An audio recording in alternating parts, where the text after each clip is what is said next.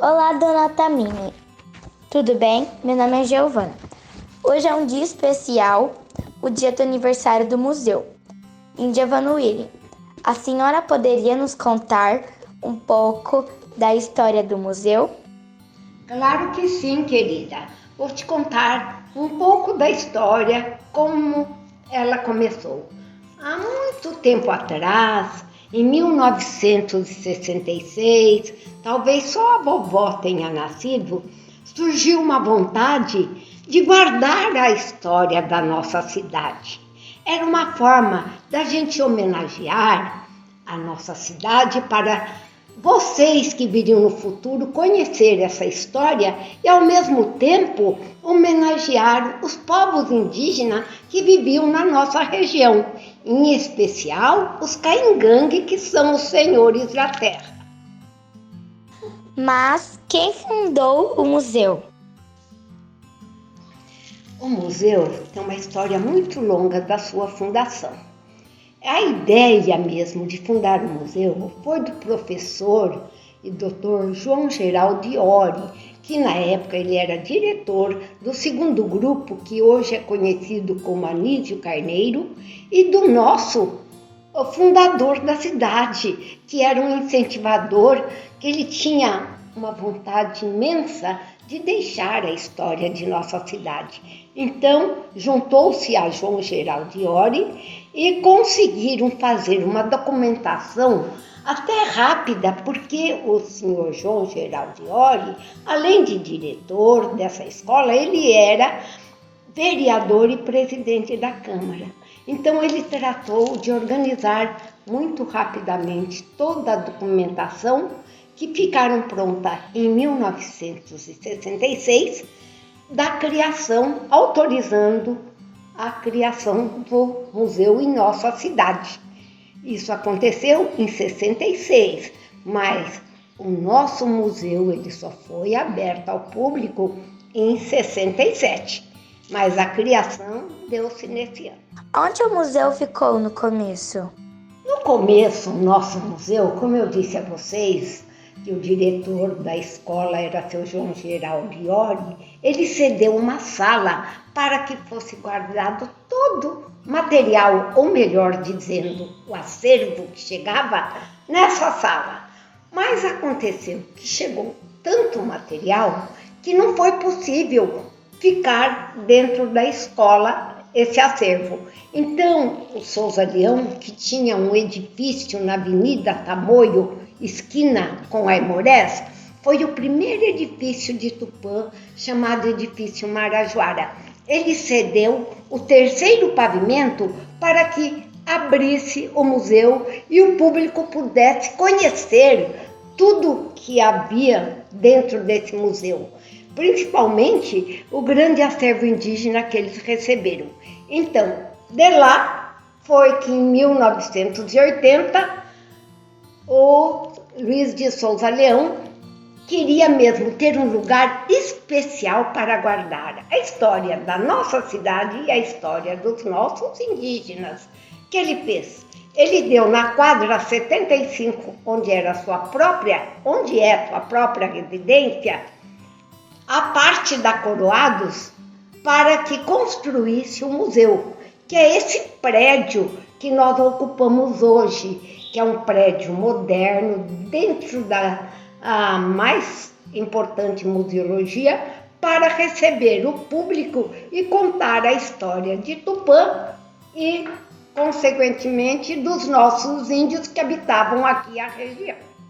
A senhora falou em acervo. O que é isso? Acervo é uma coleção de tudo que o museu guarda.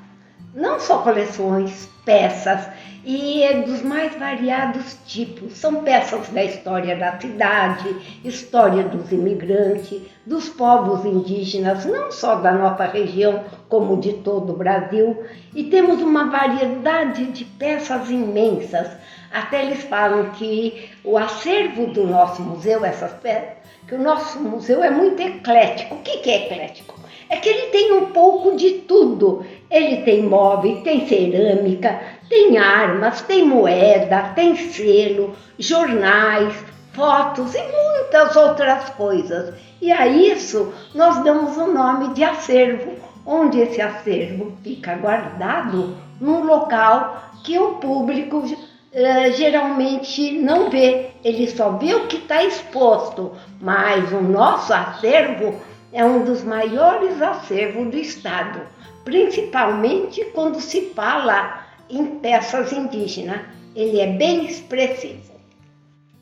Dentro desse acervo que a senhora falou que existe no museu, qual foi o primeiro? Por coincidência, a primeira peça doada ao museu foi a farda do nosso fundador Luiz de Souza Leão, que participou da Revolução Constitucionalista de 32. O que é constitucionalista? É quando a gente luta para querer uma Constituição.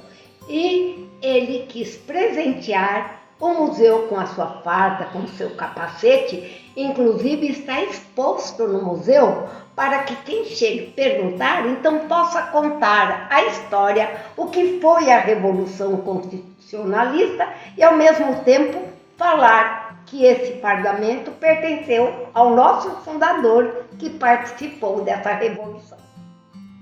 Mas o museu era diferente do que hoje, o que mudou? O nosso prédio atual passou por várias reformas, sempre no sentido de melhorar para que o público possa chegar e encontrar tudo que lhe satisfaz. E nessa grande reforma teve também uma nova expografia. E nessa nova expografia, então tem a parte da coleção histórica, onde é o primeiro módulo que conta todas as etnias que ajudaram a formar o nosso município, desde os letos que chegaram em 22, antes de Tupã ser criado, ajudaram muito na nossa formação, os espanhóis que já estavam na zona rural, onde nós temos Toledo, Toledinho, já eram os espanhóis que ali habitavam, os italianos, os portugueses que se dedicaram à corta da madeira, transportavam as toras, madeiras para as serrarias, os árabes que também foram os primeiros donos de serraria. Os japoneses, foi muito expressivo o trabalho deles, tanto na lavoura como na agricultura, no comércio, em especial na avicultura. E de todos esses povos, o único que não foi para a zona rural foram os árabes, que eles dedicavam o quê? A lojinhas, a mascatear, eles pegavam a mala, ia para a zona rural, o quê? Levando linha, tecido, tudo que você precisava, o mascate tinha. Ele passava no mês, vendia, era lençol, era toalha, e no outro mês ele voltava para receber e o povo tornava a comprar. Então, esse foi mais o trabalho do árabe. Por isso que ele dedica ao comércio. Como em São Paulo, 25 de março, é só árabe no comércio. Ainda a nossa exposição, além da parte histórica, ela representa os diversos povos do Brasil. Temos 2 módulos importantes, que é dos nossos Caingangue, que eram os senhores da terra, e dos Krenak, que quando perderam a terra lá em Minas, porque eles são de Minas, em Resplendor, eles vieram morar juntamente com os nossos Caingangue. E hoje estão irmanados, mas não temos só esses módulos, nós temos módulos dos índios em geral do Brasil. Um que fala só de tecidos, outros que falam sobre as máscaras, outro fala sobre a plumária, que é a coisa mais linda brasileira. E também temos brinquedos indígenas, além de um grande painel mostrando a beleza das diferentes etnias indígenas, feito por José Lanzelotti.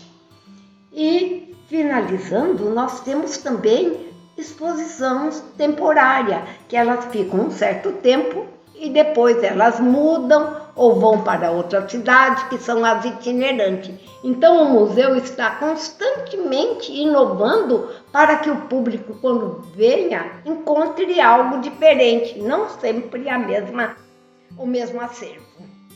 Nossa, mudou bastante. Calma, que ainda temos muito mais. Não é só isso que vocês estão vendo exposto aqui no museu. Nós temos vários projetos, que é uma forma de trazer a população a se comunicar com o museu através de vários projetos e com vários públicos e diferentes públicos. Entre eles nós temos a terceira idade, com várias instituições, temos pessoas com deficiência, temos pessoas em vulnerabilidade social e além de outros mais que nós trabalhamos. Temos vários projetinhos internos, temos oficina, todos os sábados e domingos nós temos oficina para as crianças, chama-se Oficina da Família, onde os pais acompanham os filhos e aqui as nossas educadoras passam oficina, é uma tarde praticamente de lazer e aprendizagem. E além disso, nós temos parceria com as comunidades indígenas próximas do museu. E assim continuamos sempre um espaço de diálogo para todos, um espaço alegre, um espaço que gosta de receber o público, gosta de explicar, falar. É um lugar de aprendizado e, ao mesmo tempo, de lazer.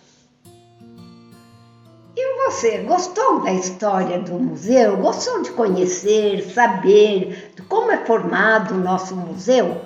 O nosso museu, ele está aberto para que todos venham, como você, conhecer a nossa história, porque através dela você vai conhecer um passado que você não sabia que existia. Então, venha, traga as coleguinhas, venham participar e passar horas conhecendo, aprendendo e divertindo dentro do nosso museu. Gostaria de te agradecer porque eu fiquei encantada em saber que uma criança como você se interessou em conhecer a história do nosso museu. Obrigada! Gostei muito. Vou chamar minha família, meus amigos, para conhecer o museu.